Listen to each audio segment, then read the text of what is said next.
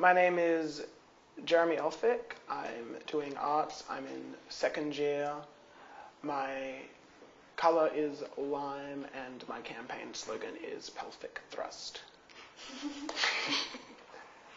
Okay, are you aligned with a political party? I'm aligned in the sense that I am being run in the sense that a lot of my campaigners will probably come from SLS, the Sydney Labor Students faction. But yeah, that's my alignment.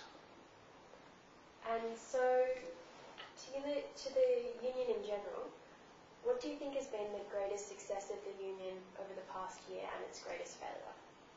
The greatest success of the union in the past year, in my opinion, has probably been the ability to cope, I think, with and respond to VSU, in the sense how they've managed to pull themselves together and make profit again, come back from some pretty kind of extreme policies that kind of hurt them quite a lot. And I think like being able to cope with that, probably the best thing. I think one of the things that I'm probably less content with is the way they've kind of dealt with the access system for low SES students, primarily being they haven't really expanded that as much as they would have liked to for students from lower SES backgrounds to get more, to get more, to be able to get involved with the union when they otherwise wouldn't be able to afford it. So that's probably my biggest disappointment over the last year.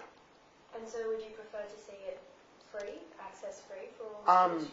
I'd prefer to see access free. I haven't put it as like a centre of my policies because I don't think a lot of candidates last year ran on it and it hasn't been fulfilled, and I think under the basis of that, I think it's wrong to kind of put it as a policy and to promise it to people being like, I'm going to get this done when it may not be completely achievable. My main policy in terms of that is to make it for low socioeconomic students as the primary focus, and then to work towards free access, because although I think like student unionism on the whole should be a compulsory thing, it shouldn't be a voluntary student unionism, I think that it needs to be worked towards. I don't think it's going to be feasible to just go straight to free access because I don't think that's going to be possible to pass. But I do think that getting it for low socioeconomic students and expanding it from that is probably the best way to go about it. So keeping on the general activities of the union, when do you think it's appropriate for the union board to go in camera, that is, have its discussions not publicly available? To go off camera, or to have them publicly available? Yeah, so you know when the board goes in camera, similar to the SRC, it means that it's closed to non-members and they don't record it in the minutes. So they usually do that for, say, commercial confidence, that kind of thing. I think when it comes to that, the most important thing is to have, if the board aren't going to make it that those kind of meetings transparent, is to have the results of those meetings transparent as soon as possible so people can see what's happened in those meetings, to see the results of them, and then to be able to be like, okay, I don't like what's happened in there, I want to know more about what's happened, and I think they should be accountable to that extent and should respond to issues that people have if the results of these meetings becomes public, people don't like them and want to know more. I think they should. But if they're not public for commercial confidence and it helps them as a business, I think if they're not public but they still give the results and people are okay with hearing that, that's fine. But I think if it becomes a recurring thing, it should be major. And I do believe that transparency is a bit of an issue with the union. While they do have things that are transparent, like people can go and find out what's happened in the meeting, people can attend the meetings, I think it's kind of a more kind of a forced transparency rather than a willingness to kind of show people what's going on, get them involved in the union. Like you'll have like 10 people, students, turning up to the USU meetings because they're not very interested in what's happening and they're not really broadcasting themselves to a wider student base. So it's very kind of centralised and not many people get involved as a result. So it's transparent, but not as much as it could be. You've mentioned that there should be ethically sourced products on campus as part of your policies. Do you also believe in the principle of ethical investment? When it comes down to it, I think this university struggles a lot with the ethical side. We've got fair trade coffee, but again, it's like my idea of moving towards reactors. It's only a very small starting step. I think everything that the USU should source should be ethically sourced, not just fair trade, because you can get things fair trade and it not be as ethical as other fair trade brands, and I think it gets a little muddled down all that. I think the most important thing is to have an ethical USU when it comes down to it. More broadly, do you believe that the kind of companies that the USU is investing its money in, do you think there should be some sort of ethical test before?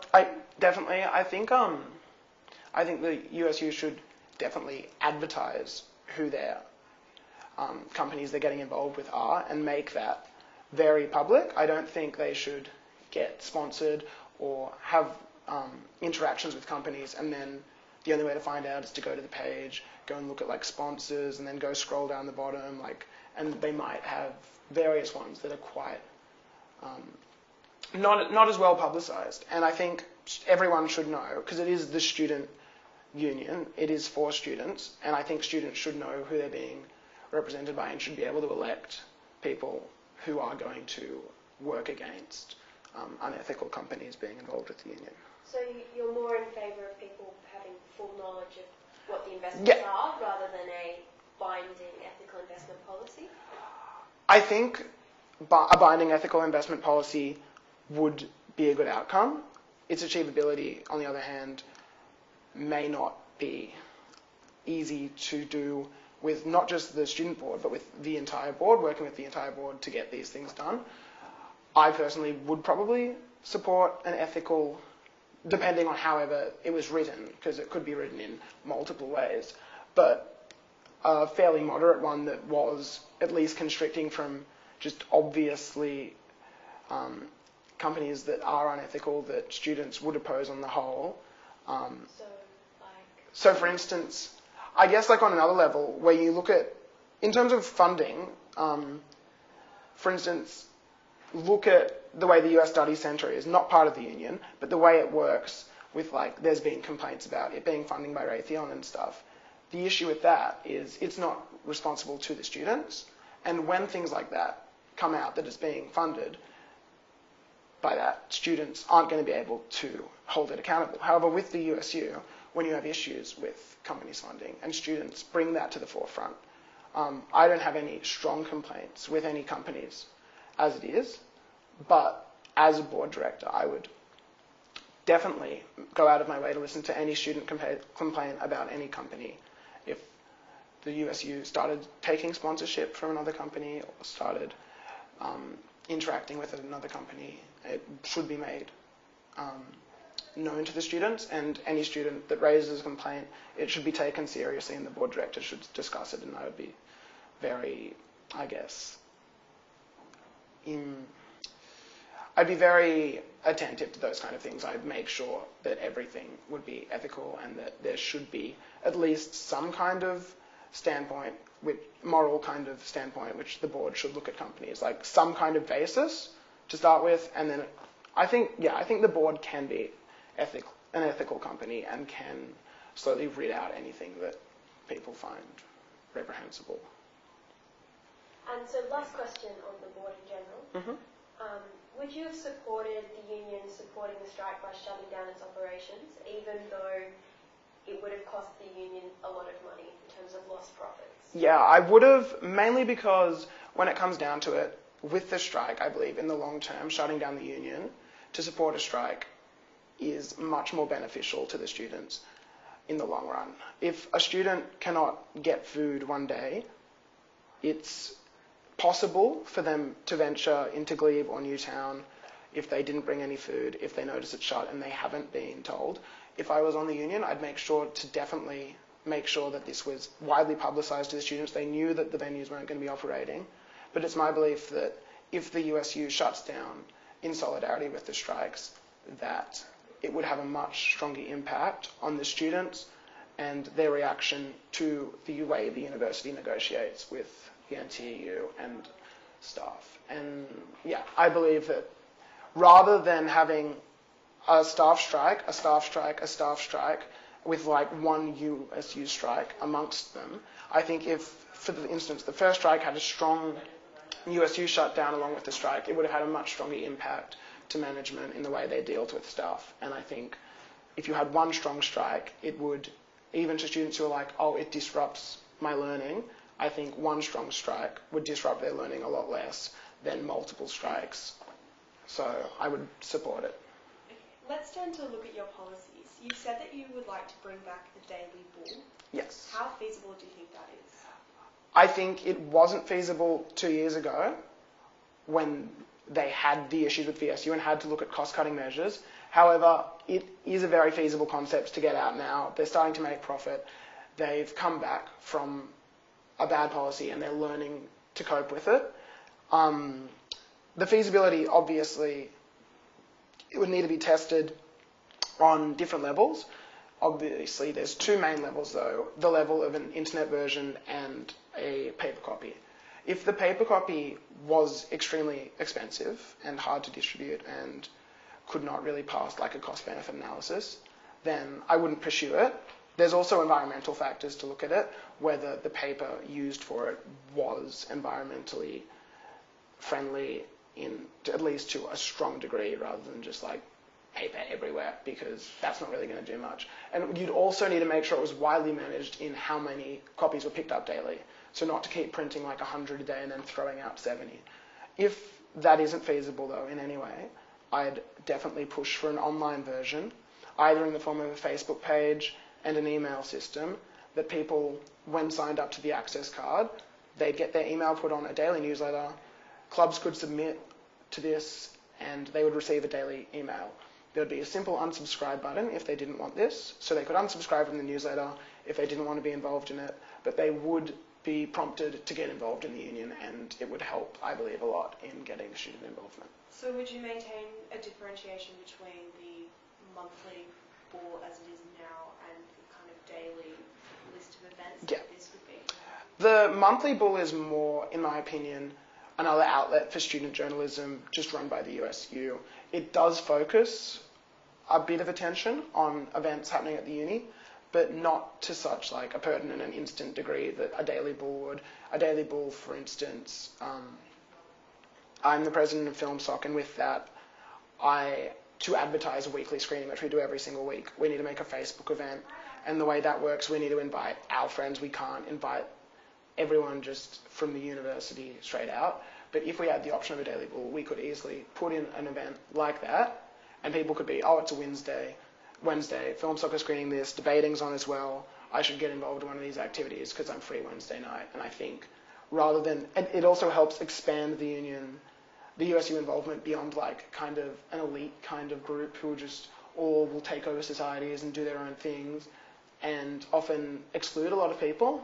And I think that's a wrong way for the union to run. It should be a student place where lots of students can get involved. And I think a daily bull is a really good way to do that either way. And I don't think it conflicts with the monthly bull.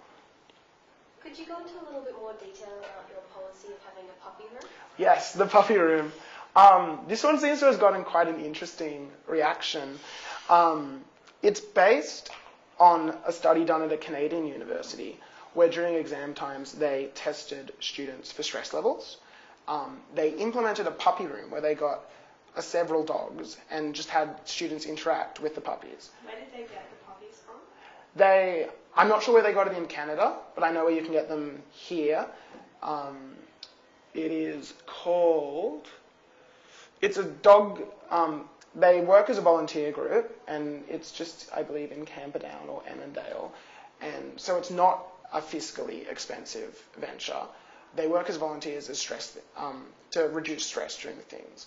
And in Canada, pretty much, they tested students who were interacting with the dogs and students who weren't interacting with the dogs, and there was a strong correlation between like stress going down during the exams with the students who interacted with the dogs. And I think when it comes down to it, at university there's a lot of students who feel kind of a stigma towards discussing mental health and issues around that. And during exams is a time when those issues will peak a lot. And I think the union is meant to help students. They are meant to represent students in a way. And I believe that by doing it in kind of a fun way that has been scientifically tested to work is feasible. Students can go interact with some puppies. They might not think too much of it, but like at the same time, it's really a good way to help students dealing with like mental health issues during exams. And I think it's a way to do it without making students who are uncomfortable with discussing those things uncomfortable, I guess. So are you not a cat person? I am not too much of a cat person. I'm not even extensively a dog person. But the scientific study we looked at was on dogs, and they were like, can we get dogs or cats? And the dog place was the closest. So we're like, and they have a really good way of doing it where it's just volunteering. It's a very cheap thing. It's just, you're just paying for like their transport and like them being able to maintain keeping the dogs like well fed and in good environments for the dogs. So where do the puppies go when they're not puppies? When they're not puppies? I believe they turn into dogs and still serve a similar function. I don't think the mental result was just because they were puppies. I believe like it is just the interaction with the animals as like an animal. So it's a lifetime career. Yeah. Jumping back a little bit to your other policies, you said that you want cheaper food on campus as well as ethical products on campus. If ethical products were to be slightly more expensive, would you still support them? I'd still support the existence of ethical products. However, simultaneously, I think there is still a need for cheaper food. While many students at University of Sydney can afford to buy more expensive ethical products, if there is a way for students there should be a way for students who are not as wealthy or able to purchase ethical food to attain it. So I think the union should help them in getting food, in a sense. They should offer cheaper things. They don't need some extravagant, well-prepared taste kind of like panini or something, but there should be a way for people to get like a cheap salad or a sandwich that is ethical in some sense and is healthy. We don't need students who don't have much money to have to go and buy some huge greasy slice of pizza or a badly made curry. And you've also mentioned in your policy statement that you want to better involve satellite campuses. Yeah. How would you do that? I think there's a major shortage, with USU on satellite campuses. I have lots of friends at SCA. Oops, I think I just touched the mic. It's awesome. I've got lots of friends at SCA who don't have any interest. And when I ask them, they're just we just get the card, we just get coffee discounts. The majority of what happens at USyd on this campus. And I think that's a major problem for societies in general when you've got something to keep harping on back to a film society, for example, though, you've got a huge group of students at SCA who would probably want to get involved with that. However, it's hard to do that due to the proximity way and the fact the union doesn't have too many outlets there that they can support kind of events. You've got the conservatorium, who are students, many of them not studying just classical music but contemporary music, who would probably be interested in some of the musical societies. We have a lot of students, at least 3 from the con, who regularly come to film events even, and they found out about that by coming to O Week here. They didn't find out about it over there, and I think that's an issue. You need to be able to, at least if you want to get them on campus, publicise and have the university, a USU that advertises at these separate campuses regularly and tries to expand and let them have clubs that works there and gets funded there and have venues where they can do things that are run by the union. So beyond advertising at the satellite campuses, what specific policies would you implement to make satellite students get more involved? I'd definitely push for them to have more union outlets at their campuses. Maybe not just like 1,000 coffee carts or something, but perhaps more bars or like at least a venue that could be rented out. The union, although it is a venture, it does cost money to do that.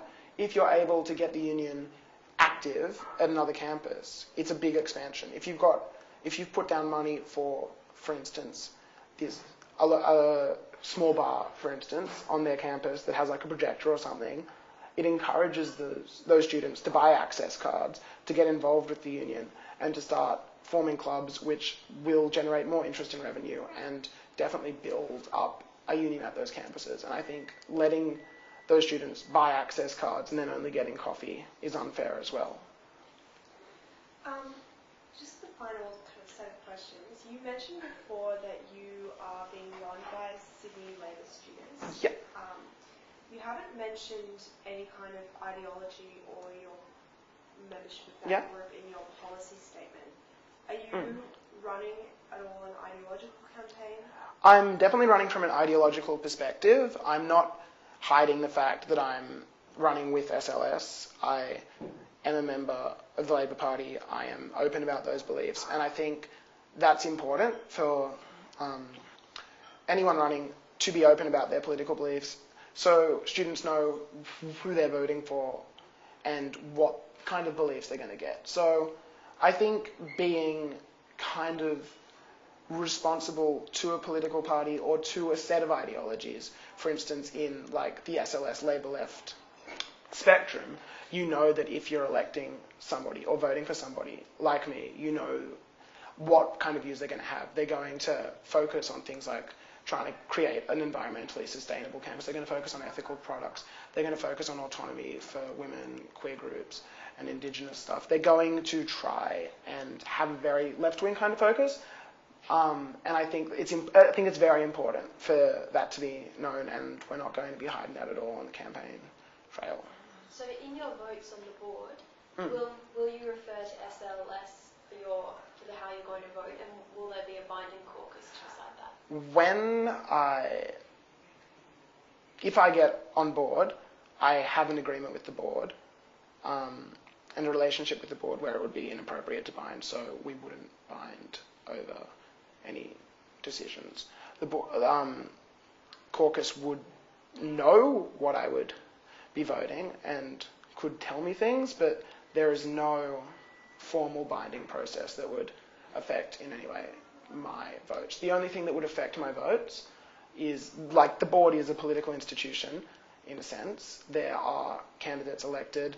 You can look from previous votes, such as Life Choice, when the board decided to censure Tom Rowie, that there are political divisions in the board, and there are times when those political divisions are brought to the forefront, and I believe that showing people that I'm from SLS is not a bad thing. It outlines that people know if they're elected that I'm going to vote on these issues with an ideological basis. So the only thing that would affect how I'm voting would be obviously pragmatism and everything, but people should know the only thing, I'm not going to be affected by binding. I'd be more affected by the ideology with I'm coming from. But you're still completely free to make your own decisions on every point. Yes. And which of the other candidates would you support? Would I support? I haven't done extensive negotiations with anyone yet or spoken with anyone extensively about their policies, but in terms of qualifications, Robbie Magyar, for instance, I believe has had extensive relationships with the union. He's run O Week, he's done various other club involvements, and I believe that having students on board who are very experienced with the way the union works and understand the way the union works is pertinent to it being a good institution and running well. And if you were to get on board, who would you vote for president? For president, I have not been approached by anybody running for president, so I feel it's completely unfair to weigh in on any of them as a potential person I'd nominate. I may speak to them throughout the campaign, and if I do, and anyone asks me who I'm voting for president, I'll tell them which way I'm leaning or anything. However, none of them have yet approached me, therefore I don't see any reason. I would vote for a candidate who appealed to the same ideologies as me. So they would have to at least be left-leaning, and they would also have to have shown at least a strong commitment to the union. Like, I wouldn't just vote for a left-wing candidate if they'd gone to one of their board meetings, hadn't showed up, hadn't really shown any interest. So those are the factors I'd be looking for, but I'm not going to publicly say that I'm leaning towards anybody because no one's run me through their policies. Okay, great. Thank you for your time. Thanks. Thanks very much.